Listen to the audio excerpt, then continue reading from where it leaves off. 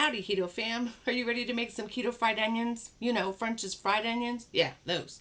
Okay, all you need are onions, eggs, pork rinds, almond flour, Cajun seasoning, and avocado or olive oil for frying.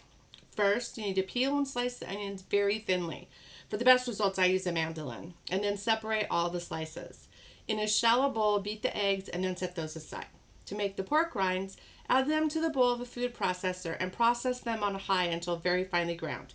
If you don't have a food processor, that's cool. You can use a blender or place them in a large resealable baggie, leaving it slightly vented. Use a rolling pin or mallet to crush the pork rinds. Be sure to crush them very finely or they won't stick to the onions. Now you place the pork rinds in a large bowl with the almond flour and Cajun seasoning and whisk to combine.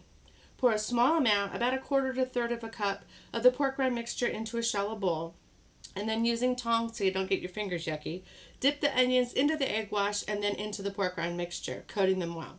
Set them aside on a plate or cutting board. If the pork rind mixture gets too wet to stick to the onions, discard that and add fresh mixture to the bowl. Repeat until all the onions have been coated.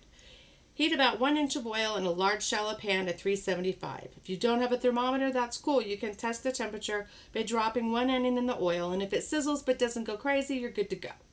Place as many of the onions in the hot oil that will comfortably fit and cook for 2 to 4 minutes until golden brown, flipping them halfway if needed. Remove them with a slotted spoon and place them on a paper towel lined plate. Repeat until all the onions are fried.